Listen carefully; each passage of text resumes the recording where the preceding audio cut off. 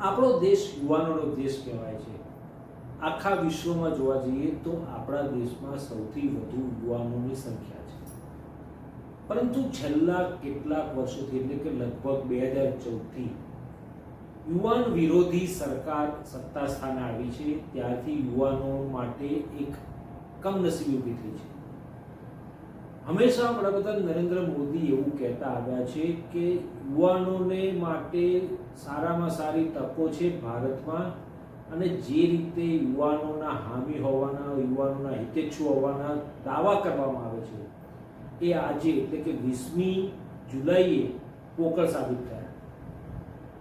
પોકળ એટલા માટે કહી રહ્યો છું કે જે રીતે નીટના પેપર લીક થયા બાદ અને જે રીતે કોંગ્રેસ જનતા પાર્ટીનું સર્જન થયું અને જે પ્રકારે સોનમ વાંગચુક જાણીતા એક્ટિવિસ્ટ અને વૈજ્ઞાનિક અને પર્યાવરણવાદી નેતા અનશન પર બેઠા અને એમને જે રીતે દિલ્હી પોલીસ જંતર મંતર પરથી ઉઠાવી ગઈ અને હોસ્પિટલમાં જબરદસ્તી દાખલ કરી દીધા, અને 20મી જુલાઈએ કોંગ્રેસ જનતા પાર્ટી એટલે કે CJP એ એક સંસદનું તરફ માર્ચનું આયોજન કર્યું હતું, કારણ કે સંસદનું ચોમાસું સત્ર આજથી શરૂ થયું.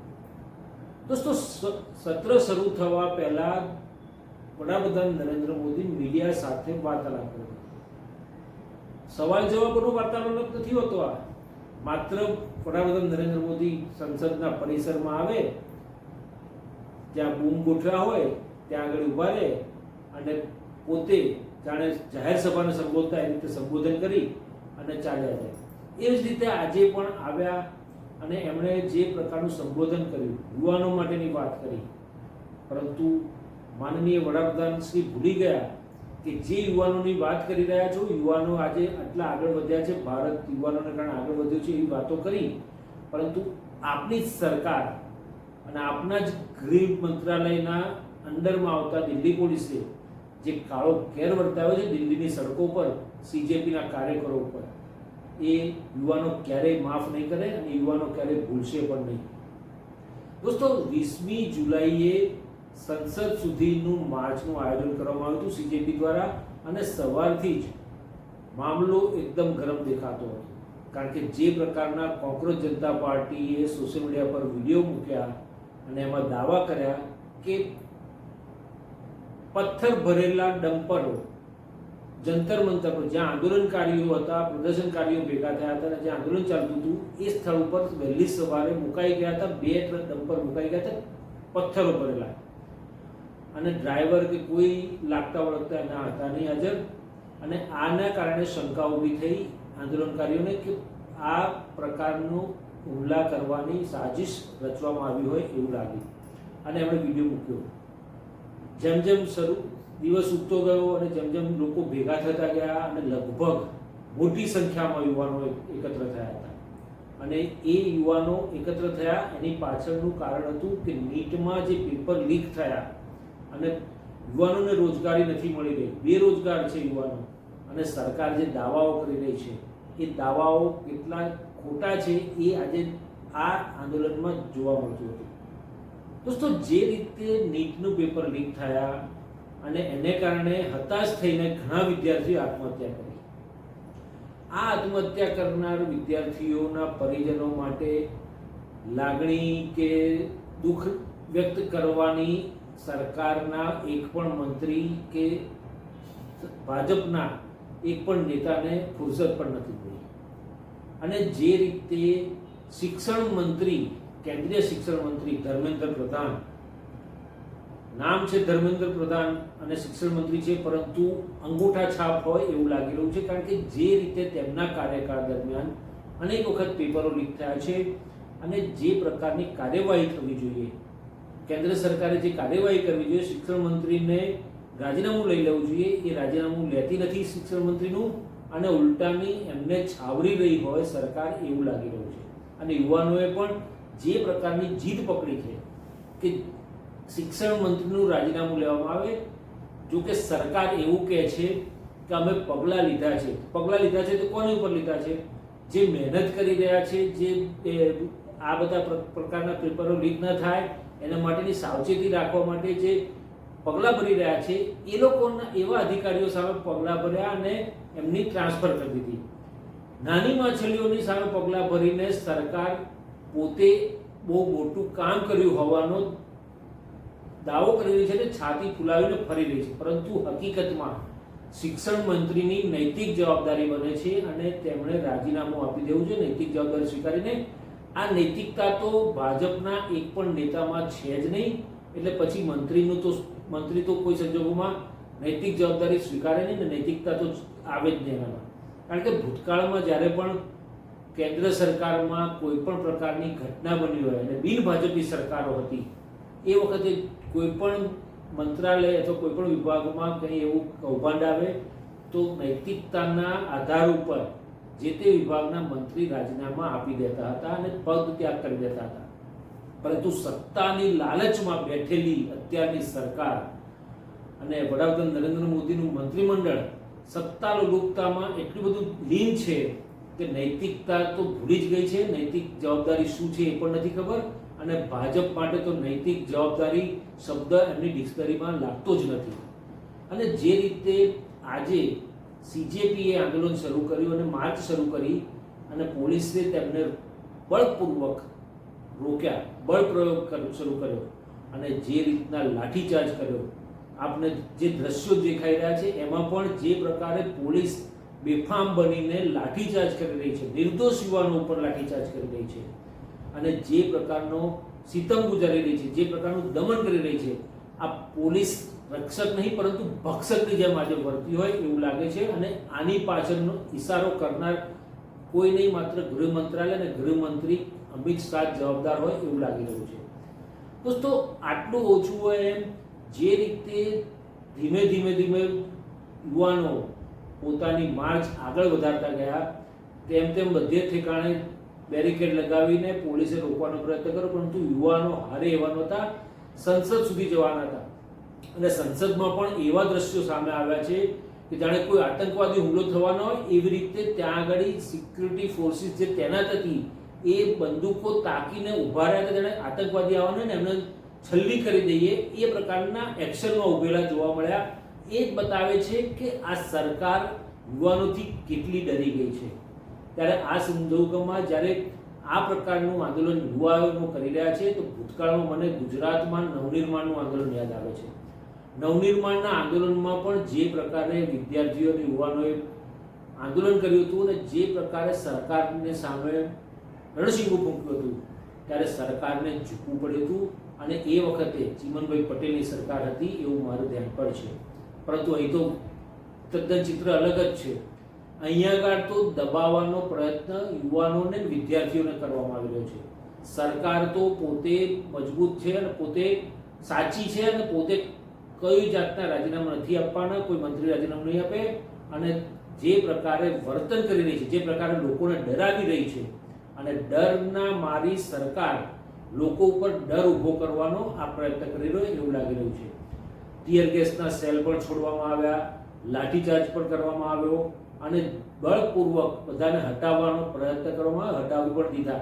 જંતર મંતર પરથી બપોર સુધીમાં એવા અહેવાલો પણ સાંભળ્યા કે જંતર મંતર ઉપર આંદોલનના સ્થળ ઉપરથી સીજેપીના કાર્યકરોને આંદોલનકારીઓને હટાવી દેવામાં આવે છે. બધું સામાન્ય થવા માંડ્યું છે. પરંતુ જે રીતે સરકારના પ્રતિનિધિ તરીકે મંત્રી જેપી નડ્ડા, આરોગ્ય મંત્રી જેપી નડ્ડાએ સીજેપીના ડેલિગેશનના 2 સભ્યો સાથે બેઠક કરી અને બેઠકમાં જે માંગણીઓ સીજેપીએ મૂકી છે તેમાં સૌથી પહેલી માંગણી એ છે કે સોનમ વાંગચુકને તાત્કાલિક મુક્ત કરવામાં આવે અને તેમની હિલચાલ ઉપર કોઈ જાતનો પ્રતિબંધ મૂકવામાં ના આવે. દોસ્તો, આ માંગણી એટલા માટે મૂકી છે કે સોનમ વાંગચુક યુવાનોના હિતેચ્છુ છે, હિતેશી છે અને જે પ્રકારે તેમણે યુવાનોને સપોર્ટ કર્યો અને સમર્થન કર્યું અને આંદોલન કરી રહ્યા હતા અને આમરણાંત ઉપવાસ પર બેઠા હતા અને 20 દિવસથી આમરણાંત ઉપવાસ કરી રહ્યા હતા અને 10 કિલો જેવું વજન એમનું ઓછું થઈ ગયું હતું અને તબિયત લથડી રહી હતી અને પોલીસે જબરદસ્તી તેમને ઉઠાવી ગયા આંદોલનના સ્થળ પરથી અને હોસ્પિટલમાં દાખલ કર્યા. પરંતુ હોસ્પિટલમાં પણ તેમણે મક્કમતાપૂર્વક કોઈ પણ જાતના ગ્લુકોઝના બોટલ કે કશું જ ચડાવવાનો ઇનકાર કરી દીધો અને નથી લીધું. અને જે પ્રકારે તેમણે સોનમ વાંગચુકે યુવાનોના સમર્થનમાં જે પ્રકારનું આંદોલન કર્યું છે તેને જોતા યુવાનોએ તેમની મુક્તિની માંગણી કરી છે અને તેમની હિલચાલ પર કોઈ પ્રકારનો પ્રતિબંધ ન મૂકવો જોઈએ. બીજી માંગણી એવી કરી છે કે કેન્દ્રીય શિક્ષણ મંત્રી ધર્મેન્દ્ર પ્રધાનને પદ ઉપરથી દૂર કરવામાં આવે, એમનું રાજીનામું માંગી લેવામાં આવે. નીટના પેપરો લીક થયા તેને કારણે જે પ્રકારે વિદ્યાર્થીઓના ભવિષ્ય સાથે ખિલવાડ થયેલો છે એને જોતા યુવાનોએ કેન્દ્રીય મંત્રી ધર્મેન્દ્ર પ્રધાનને પદ ઉપરથી દૂર કરવાની માંગણી કરી છે. ત્રીજી માંગણી એવી છે એમની કે નીટના પેપર લીક થયા પછી જેટલા વિદ્યાર્થીઓએ આપઘાત કર્યો છે હતાશ થઈને, કારણ કે આખું વર્ષ મહેનત કરી હોય અને પછી પેપર લીક થાય અને પરીક્ષા રદ થાય અને સારા માર્ક્સની અપેક્ષા હોય તેમ છતાં પરીક્ષા રદ થઈ ગઈ, એને કારણે હતાશ થઈને વિદ્યાર્થીઓએ અંતિમ પગલું ભરી લીધું આપઘાતનું અને એ આપઘાત કરેલા વિદ્યાર્થીઓના પરિવારજનોને 1 કરોડ રૂપિયા વળતર પેટે ચૂકવવાની માંગણી કરી છે. અને ચોથી માંગણી એવી છે કે જે પ્રકારે આ આંદોલન ચાલી રહ્યું છે સીજેપીનું અને જે પ્રકારે આ માંગણીઓ છે એ માંગણીઓ તાત્કાલિક અસરથી સ્વીકારવામાં આવે અને આ આંદોલનને વધુ વેગ મળશે એ આવનારા સમયમાં. અને જો આ માંગણીઓ સ્વીકારવામાં નહીં આવે તો હજુ વધુ ઉગ્ર આંદોલન કરવાની પણ આ પ્રતિનિધિઓએ ચીમકી આપી હોવાનું કહેવાય રહ્યું છે. દોસ્તો, વિરોધ પક્ષ તરીકે કોંગ્રેસ હોય, સમાજવાદી પાર્ટી હોય કે કોઈ પણ પાર્ટી, એ લોકોએ પણ સંસદના ચોમાસું સત્ર શરૂ થતાં જ સંસદના બંને ગૃહોમાં નીટના પેપરને લઈને અને સીજેપીની માર્ચને લઈને અને સાથે સાથે રામ મંદિર ચઢાવવાના મુદ્દે જે હોબાળો કર્યો અને બંને ગૃહોમાં જે પ્રકારે કામકાજ ન થવા દીધું ને વિરોધ પ્રદર્શન કરતા લોકસભાના અને રાજ્યસભાના સ્પીકરે બંને ગૃહો મુલતવી રાખવાનો ફરજ પડી. દોસ્તો, યુવાનોના સમર્થનમાં વિપક્ષો પણ આવ્યા છે અને જે રીતે વિપક્ષો સમર્થન કરી રહ્યા છે તેને જોતા ચોક્કસ એવું લાગી રહ્યું છે કે સરકાર સામે એક મોટું રણશીંગું ફૂંકાઈ ગયું છે. અને આ જ મામલે જ્યારે યુવાનોની ઉપર દમન કરવામાં આવ્યું, દિલ્હી પોલીસ દ્વારા દમનકારી પગલાં ભરવામાં આવ્યા, લાઠીચાર્જ કરવામાં આવ્યો, ટીયર ગેસ છોડવામાં આવ્યા, ત્યારે વિપક્ષના નેતા, સંસદમાં વિપક્ષના નેતા રાહુલ ગાંધીએ શું કહ્યું આવો સાંભળીએ. This country has a majority of young people. Prime Minister Modi is the most anti-youth Prime Minister India has ever had. The boys and girls who are walking the streets of Delhi are not criminals. They are demanding their rights. Their rights are to have an education system that respects them, to have an education system that is fair, to have an education system that is working. There's absolutely nothing wrong in what they're doing, and it's disgusting what the government is doing and what the police is doing. This is absolutely no way to behave. Tear gassing students, lathi charging students is not democratic. It's not India's way, and it is not the way this should be done. They have legitimate demands. The Prime Minister should accept these demands and do something about it. Everybody is sick and tired of the way our education system is running. Everybody is sick and tired of how the RSS has captured our education system and how all our institutions are being run by one organization. This is a natural response that the young people of India are making, and it should be respected. We've been raising this issue not for weeks or months, we've been raising it for years. There's a fundamental problem, and Modi disrespects all the young people of this country. All they believe in is asatya and hinsa, which are the anti-Indian principles. Thank you. દોસ્તો, જે રીતે રાહુલ ગાંધીએ વડાપ્રધાન નરેન્દ્ર મોદીને ઇતિહાસના સૌથી મોટા યુવાન વિરોધી નેતા અથવા પ્રધાનમંત્રી કહ્યા છે અને સાથે સાથે તેમણે એવું કહ્યું છે કે યુવાનોની આકાંક્ષાઓ અને સપનાઓ સાથે ખિલવાડ કરતી સરકાર છે ને તેમના પ્રધાનમંત્રી કોઈ સંજોગોમાં આ પગલા જે માગણીઓ છે એ માગણીઓ સ્વીકારતા નથી, ત્યારે દેખાય છે કે તેઓ યુવાન વિરોધી સરકારના નેતા છે અને યુવાન વિરોધી નેતા વડાપ્રધાન હોવાનું એ પ્રૂવ કરે છે.